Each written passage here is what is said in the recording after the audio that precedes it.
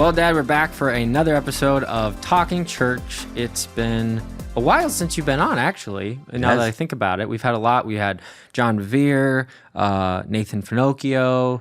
We've had just a lot of... A-team. Yeah, well, I mean, people want to hear from you too. Got to come back to the local church now. Yeah, absolutely. So I'm excited to talk about you today. Labor Day's done, summer's basically over. Yep. And we're diving in. I mean, we're already starting, small groups are starting, core groups are starting, but there's also a bit of uncertainty, I think, for people, not only in our country, but especially around the world of, okay, we're kind of flirting with this recession. We've gone in and out.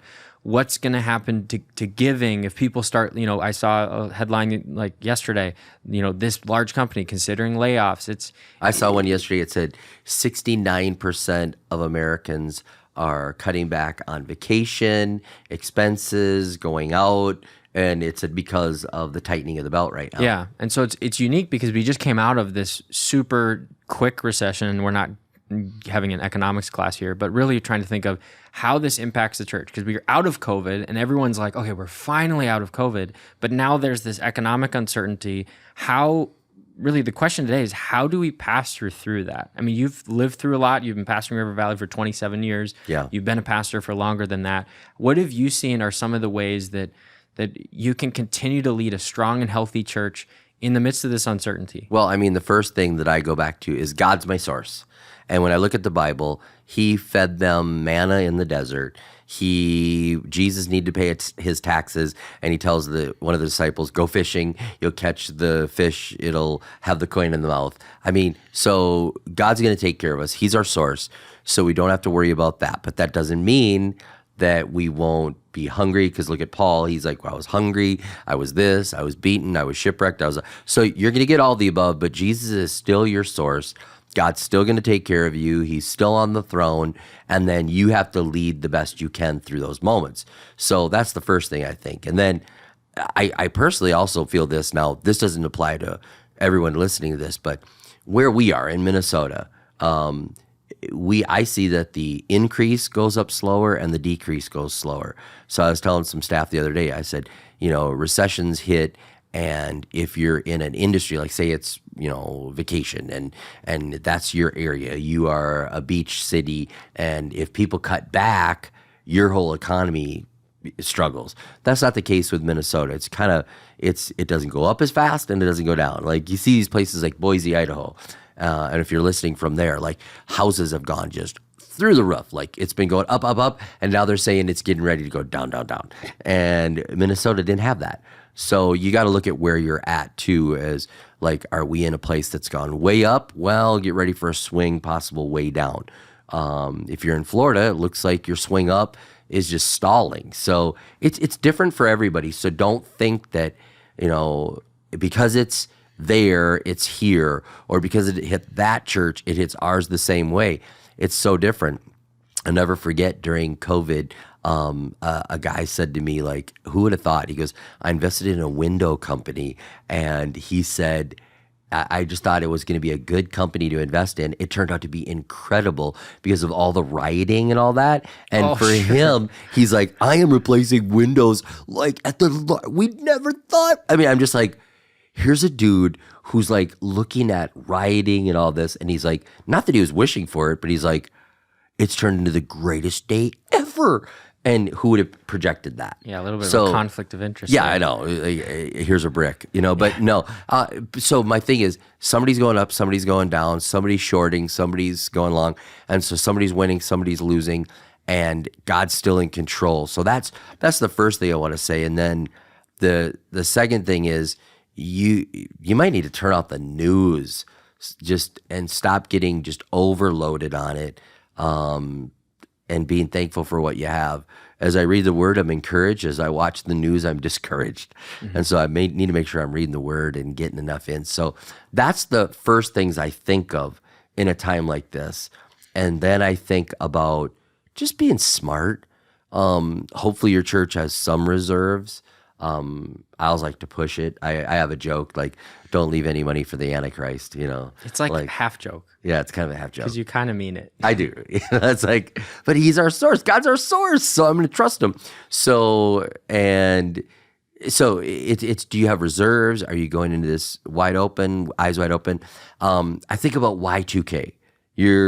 How old are you? Like, I when was were you? 4. Okay. Was that 99? Yeah, 99 So I to was 2000. 3. Okay, 3. So you don't understand. Like board meetings, we were sitting around with Y2K.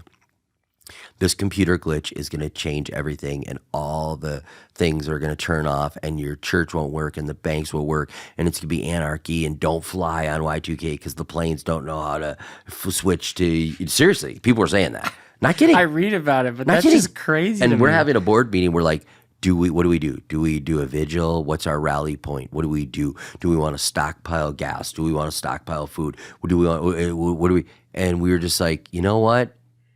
We're good. I think what we have is fine, and we're gonna have a little extra maybe, and let's go into it and watch. And then you got through, and you're like, okay, we made it. But I mean, we didn't go out and buy an all church generator and we didn't have, a year's worth of supply of dried food, but some people did.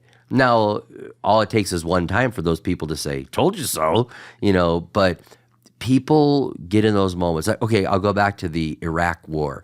I was a youth pastor, and we were doing a board meeting that night, and America bombed Iraq, and it was shock and awe. It was just like we were watching on TV, and the pastor goes, everyone, let's leave the board meeting now and go fill our car with gas. Gas is going to go through the roof. And so we all leave the board meeting. We all go fill our cars with gas. And it's like, and then gas went down for the next 2 months. And we're like, well, that was kind of dumb, but you just don't know. It's kind of like, she's having a baby, boil water. Why? It keeps you busy, and it's just, some of it is really logical, and other thoughts that you're having are fear driven. And here's another thought I got for you. Have like safety in a multitude of counselors, like talking to people like, how are you getting through this? What are you doing? What's your plan? So those are just some common sense, but you could ask me anything on that, because I've been through enough of these to know, like, we're going to make it. Now, does it mean we could have tighten the belt? Yes. Does it mean that, we might not be able to hire openings? Yes. Does it mean we're going to have to strengthen our food shelf? Probably. These are things that are real, but we should be prepared for that. Yeah. If you're not prepared for up and down in life, where have you been? Yeah, absolutely. I mean, I think we learned a lot of that from COVID, what being unprepared can do. When you talk about that, I think there's two distinct groups here. As a pastor, people who are listening, obviously there's lead pastors who are on teams. But as somebody who leads teams, one is the responsibility to the organization in which you're leading, and then the other is to the congregation in which you're leading. So can you talk about the differences in how you as a leader, I mean, thinking of, let's say, staff or deacons, your leaders in your church, how do you help lead those people in the midst of this situation to where they're panicking or they're frustrated? Like, how do you right the ship in that way while still having the right amount of caution? And then maybe we can get to how you continue to lead your church and congregation after that. Well, you have to be calm in the midst of this, and you have to be spending time in prayer and confident in God and calm. I can't stand people that multiply the intensity in those moments. And you're like, stop it. Stop.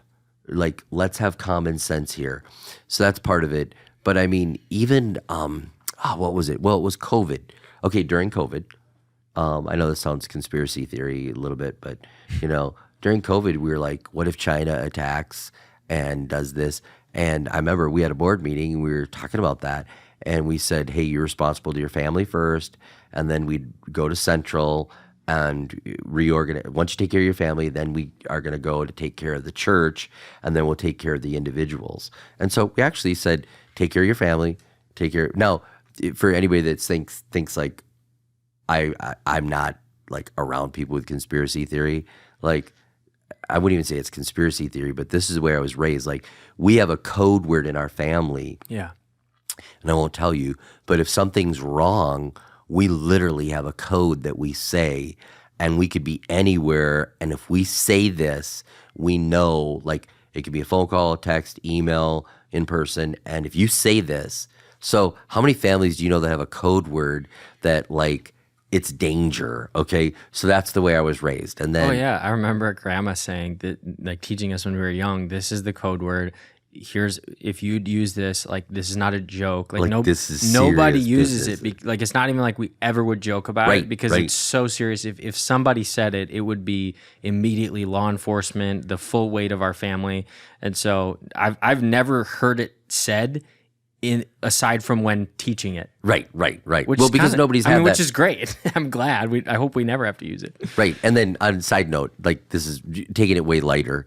Remember when you did a sleepover and it was a really inappropriate sleepover at that friend's house? Yeah, it was a movie. They watched a really bad movie. It was a really bad yeah. movie, and they were like, you came and got in the car and you're like, we shouldn't have watched that. And I was like, you're right, you shouldn't have. And I said, all right, here's the way you're going to get out of those situations now. We were being prepared. And I said, if you're ever as a kid at a sleepover and it's not going well, just tell the mom or dad of the house there, say, hey, I don't feel good. I think I'm going to throw up. As soon as you say that, they're going to, like, isolate you from the other kids. They're going to call us and be like, come get your kid. He thinks he's going to throw up. And even if you're not going to get sick, just use that as your excuse to get out. Be prepared for that moment. And there's some parents right now that just got a really good tip right there, because your kids might be in an uncomfortable thing and they don't want to say, I don't think the Lord would like us to do that. Maybe they don't have the courage to do that.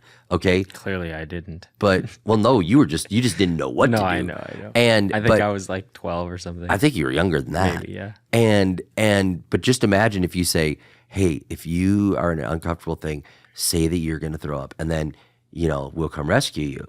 And it's just being prepared. Like, so are you prepared? Are you ready? And I don't, we got down the conspiracy thing, but I mean, I'm prepared. Like, we say, like, all right, we have some groceries, we have this, even underneath the staircase, I had, water, first aid kit, this, I mean, I had, like, what I would call a 2 or 3 day go bag. And maybe it's because I've traveled the world, and you see, like, things can happen. You can be without power, electricity, this. But food. don't you think some of that, and Mac is the same way, my wife, but I think there's a lot of that preparedness, what you're really tying it into is peace. It's like what Dave Ramsey talks about with financial peace. Sure. Having that 3 to 6 month emergency fund. He's like, he jokes with, like, Murphy's Law. He's like, it keeps Murphy out of your house. Right. And it's like when you don't have the emergency fund, or when you don't have the water, or whatever it is, it feels like, and I don't know that there's much data correlation there, but it feels like we're unprepared. When something happens, you feel like the world's falling. And so even in the case of a church, having reserves, having emergency fund, having a plan with your staff, hey, communicating clearly. And I think that leads me to the next question. With your staff and organization that you're leading, how do you communicate your emotions in the right way? Because obviously you mentioned being calm, but there's other times where you're not calm. Like when a crisis comes or when uncertainty comes, like, is it just you have to be the leader and you have to be stoic, kind of like a captain going down with their ship, but then to your key leaders, you'd be a little bit more vulnerable to them? Yeah, I mean, my thing is I want to let everybody know the reality of the situation, but, like, that it's not done. This is reality. Okay, giving is down 10% or whatever. This is the reality. Now, what does that mean? We have 3 options to get there, and this is the one we've chosen, and this is why. And, and then hopefully you're prepared enough to survive the dip, because things go up and they go down, and you're down, and then you hope you can go back up. Like, okay, let's use one right now. The war with Ukraine, that Russia and Ukraine. Most people your age and younger thought the war would be over in like a couple of weeks, like a 4-week series. It's like, Netflix series, you binge on the war and it's over. It's still going on. And yet people are sending their kids to school. People are going to the beach. People are living. And you're like, how do they do that during war? And there's areas where the war is intense, and there's areas where, so it's just, they're at war and they're still living and moving forward. So just get a good reality of this and just survive the downturn. And then work with each other, like get help with each other. Like one church might be stronger in this. They might have these reserves. Another church might let you use their building. It's like you get creative. Yeah. I mean, I remember with the economic downturn, I think it was the church in Las Vegas. I forget the guy's name, that big church there that anyways, I would remember it, but it's just driving me crazy. But anyways, it was the big church in Vegas, and the economic downturn was so bad. They started doing their own landscaping. They started doing their own custodial. They were like, everybody in the church, you got hours. We can't pay a custodian anymore. We can't do landscaping. We just need you to do it. And everybody stepped up, and they basically trimmed way down. Mm-hmm. And then they were able to survive it and come back out. So you get creative and you do those things. But as far as letting people know, I always like to be honest, but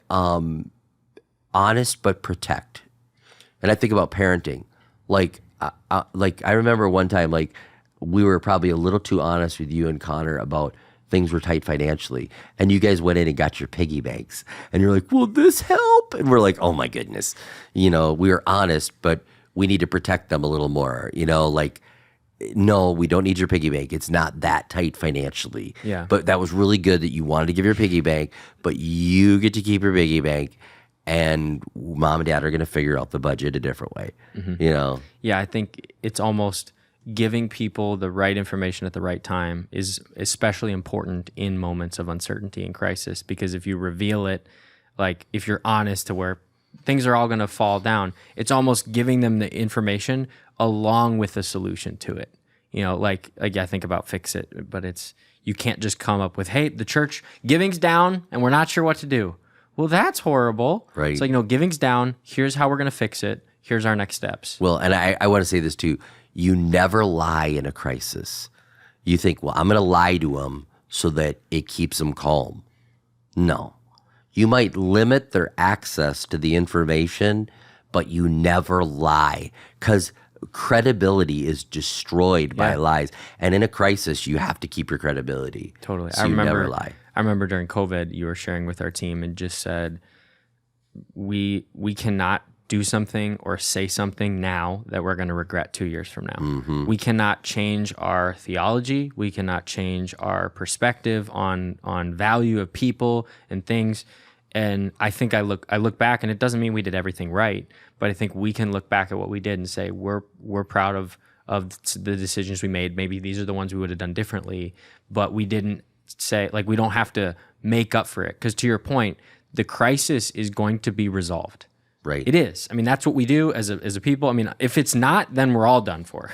but every crisis since the beginning of time, it's ebbs and flows. I'll never forget when I read this thing and it said, do you know what the biggest crisis was, like, 120 years ago in New York City or whatever? And it was, what are we going to do with all the horse manure? Yeah. It was piling up everywhere. And they had city blocks filled with horse manure and rats everywhere. And they're like, we're done for. What are we going to do?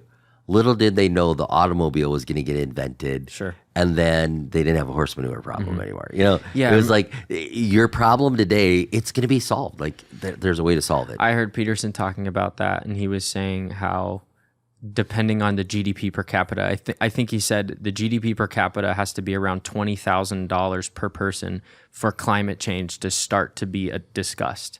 Because when your GDP per capita is that low, you have other things that you're worried about. You're worried about food. You're worried about things. And again, it doesn't mean that that's not worthy to be discussed. That's First not what world I'm saying. problems. Yeah, but there are different problems to where, sure. Like, his point is, in an area that needs food, a old gas guzzling car that can get it there is more valuable than a Tesla, because they don't have the infrastructure. They don't Right have all now that in stuff. California, Well, that's a gas guzzler is more important. Actually, I'm wearing a nice jacket because we have air conditioning on, unlike California. Well, I saw a post. I'm sure it was a joke, but it was a Tesla that had like a little hatch behind it. And and it had a generator with gas cans on it. It had to have been a joke. I saw but, that. But yeah, anyways. That's just crazy. So dog. I want to move towards, Yeah. and I don't know how much time, where we're at in time, if I can see that. But I want to move to the congregation, because we have our organization, but you have the congregation. So you have people that are in different places. Like you said, you're pastoring people who are the window guy, who are going, this riot is horrible, but man, the investment has really worked out for me. And then you have people that they're the ones who got their windows broken. Then you have others that have lost their jobs. You have others that are at risk of losing their jobs. Yeah, I got a thought on that. In a crisis, I think the church gets closer to the earlier chapters of Acts. And it said they had everything in common and they shared. It wasn't socialism, it was care for one another. Sure. And so I think a pastor and a congregation in a crisis needs to realize there needs to be care for one another.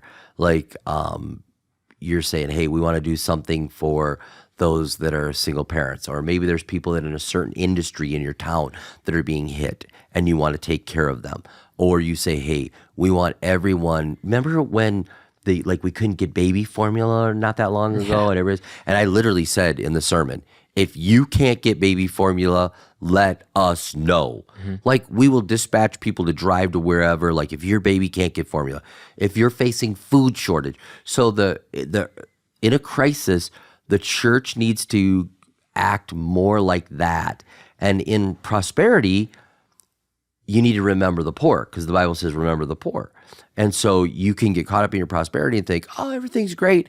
But in a crisis, okay, everybody's got to bring what they have to the table and keep everybody moving forward. And there needs to be more intentional sharing of, can we hire you? Can we help you? Can we, there might even be people moving in together. You function more like the earlier chapters of the book of Acts. Mm-hmm. And that's actually, in some ways, it turns out to be a really good thing for people, that they live differently, they share differently. So that's the thing I think of. In a crisis, taking care of your congregation, you act more like the early chapters of Acts. Yeah, that's great. How would you advise pastors who maybe have, maybe it's their lead pastor set this goal, or they're the lead pastor themselves, they set a kingdom builder goal, or they have a vision goal for, even coming up on the end of the year, maybe if you want to talk about the uncertainty moment that God, just in case that God spoke to you. Oh yeah. But how, like, they're maybe going, oh, we have this kingdom builders goal and we wanted to set our best ever, and now it looks like there's an economic, downturn. Yeah. Here's the thing. You have no idea what God's doing behind the scenes. Who would have ever thought that a group of lepers would find a whole army encampment abandoned, that would end the siege and the desperation, and God caused confusion and the armies left all their goods? Who would have ever thought that God would be that creative? So you look at it, and I realize that God will take care of you. God will use creative resources. Somebody could be going up while others are going down. Somebody gets an inheritance. You're like, it's the best year ever, and then it's not. And then somebody's like, you'll never believe this, but my uncle who did this and this left us this much, and we want to give to kingdom builders. You don't stop doing what God told you to step out in faith for. So keep believing. And there's so many different things I've said, like, don't do the math, do your part. If you do the math, you won't sleep. If you're like, we need this much money from this many people in this many days, it's overload. We're not dealing in math. We're dealing in faith. We're dealing in the supernatural. Yeah. And faith and the supernatural is greater than math. Math is incredible, but faith in the supernatural is better than math. And so don't do the math, do your part. And then with COVID that one year, I felt like we were believing the lie of, just in case we better hold, just in case we better hold. No, you keep sowing and reaping. You keep doing that. And we had to overcome the lie of just in case and give our best gift ever. For my wife and I, we gave the best gift ever. And then we shared that with the congregation, and it broke loose the lie of just in case, and they kept moving forward. I'm actually reading Nathan's book, Killer Church. And it was like, if Jesus was coming back tomorrow, what would you do today? And I think he used the illustration of Martin Luther saying, I'd plant a tree. I would keep doing what I'm going to do. It's like I'm going to stay faithful. I'm going to keep doing it. I'm not going to abandon ship. I'm going to, and I'm going to keep doing what God's called us to do. And then I'm going to rejoice with whatever the results are. If it was supposed to be the best year ever and it turns out to be 80% of the best year ever, I'm still going to rejoice. Hey, in the midst of a crisis, we got to 80% of best year ever, Yeah, that's something that we really do well, is to celebrate what God did. Because if you shortchange or don't celebrate what you did, just because your goal was not met, it almost makes the goal more important than the actual work. Right. And it's like, well, no, I was hoping that we'd have 50 people get saved and only 36. It's right. Like, wow, when you really look at it from that perspective, that's really selfish. Doesn't mean we shouldn't have goals. You're a big right. goal setter. What would be maybe your last word here on this topic? Obviously, we'll come back probably next month and do another episode, but last word on this topic, just encourage pastors, whether it be for their organization or their congregation. Who knows? I mean, maybe we're even talking about this. Maybe things turn around. Maybe things change. We don't know. That's part of why it's called uncertainty. Yeah, I would say find a place to process your fears that is safe, and you find a group that is mature enough to handle whatever your fears are, like a peer group of lead pastors or people that run nonprofits or leaders in your church, and find a group that's safe enough to process that with, like, guys, I'm really concerned. Like this last downturn, we went down 30%. I'm just, because people even right now, like, the housing is going to burst.